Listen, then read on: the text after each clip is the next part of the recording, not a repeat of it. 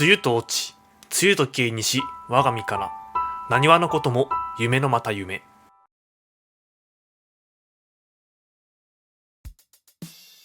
はいどうも、皆さんこんにちは。今回は、慶長の役についてお話ししていきます。前回の動画では、朝鮮出兵の前半戦である文禄の役についてお話ししました。ということで、今回の動画は、その続き、後半戦の慶長の役についてです。ということで早速前回の動画の続きからお話を始めていきましょう。前回の動画では文禄の役が終わり、講和交渉が行われているところで話が終わっていました。結果的に2度目の出兵である慶長の役が起こっているので、この講和交渉は破綻したということはわかると思いますが、なぜ破綻してしまったのでしょうか。その理由を確認していきましょう。まず結論から言ってしまうと、連携不足が原因でした。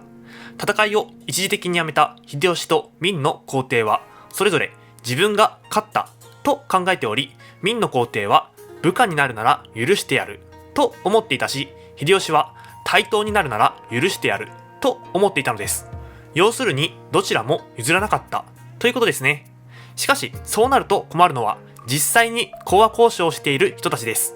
自分たちの上司がいつまでも譲らないので、このままでは話が終わらないと思った彼らは、上司に黙って話をまとめようと考え始めます。こうして小西行長と新義慶は勝手な調整を重ねていったのです。結局明の皇帝には日本が降伏しましたと伝わるし、秀吉には明が降伏しましたと伝わるという矛盾した講和が出来上がりました。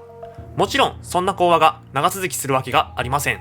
結局嘘がバレてしまい、秀吉は激怒、朝鮮への再出兵を命じます。こうして始まったのが慶長の役です。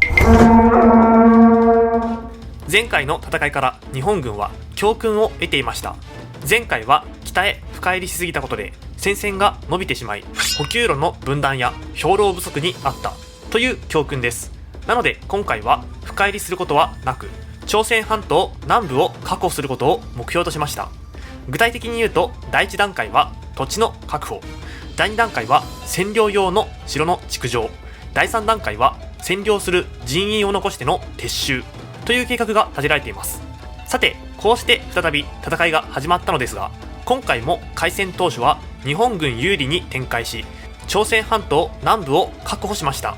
こうして第1段階である土地の確保が完了し、第2段階である占領用の城の築城に移っていきます。日本軍は各地に城を築き、占領の足がかりを作っていったのですが、明朝鮮の軍勢も黙ってはいられません。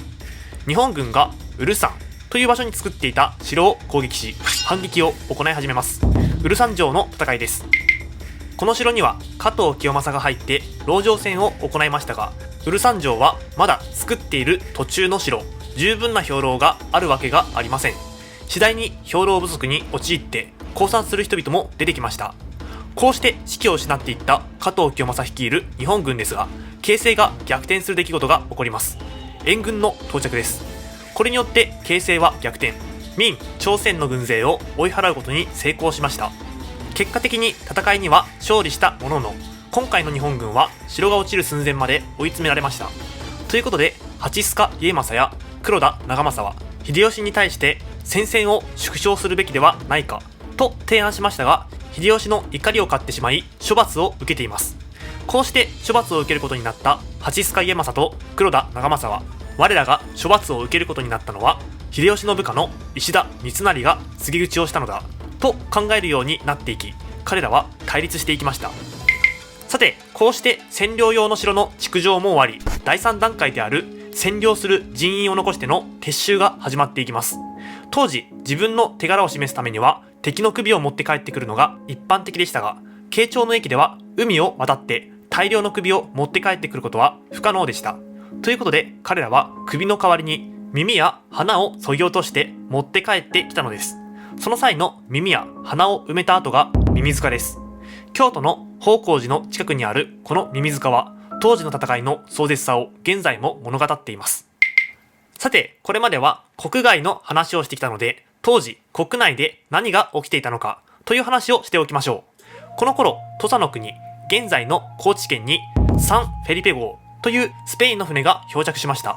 ここで思い出してほしいのが前回お話ししたバテレン追放令です。すでに秀吉はこの頃、キリスト教の布教を制限する方針をとっていましたので、スペイン船が漂着したことに緊張が走ります。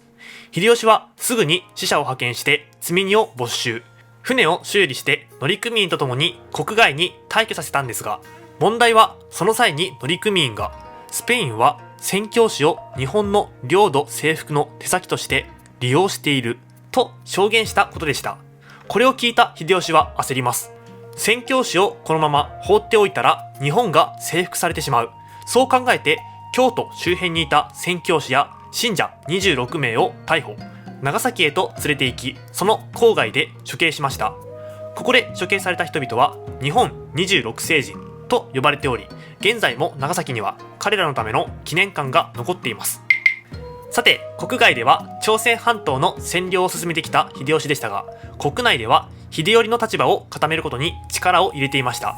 しかし、病気にかかっていた秀吉は次第に症状が重くなっていきます。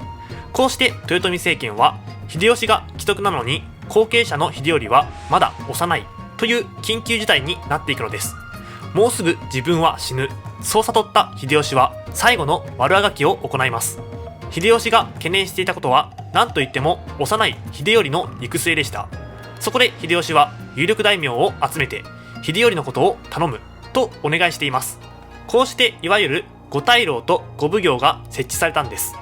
五大老の人々は秀頼が成人するまでという期限付きで力を与えられた人たちで、五奉行はもともと秀吉の側近として活躍してきた人々です。秀吉は彼らが共同で秀頼を支え政治を行っていくという仕組みを考えていたのでした。そして1598年8月18日、豊臣秀吉は伏見城で息を引き取りました。この秀吉の死によって朝鮮へと渡っていた軍勢は撤退。朝鮮出兵は明・朝鮮両国の反日感情を募らせており、現在もその影響は続いています。さて、いかがだったでしょうか。前回からお話ししてきた朝鮮出兵ですが、朝鮮側ではこの戦いを人心帝雄の和乱と呼んでいます。最終的に秀吉が死んだことにより日本軍が帰国してこの戦いは終わりました。そのような終わり方だったため、日本と明・朝鮮連合軍のどちらも勝利を主張しており、明確に評価することは難しい戦いでしょう。さて、次の動画では秀吉死後の豊臣政権についてお話ししていきます。それではまた次の動画で。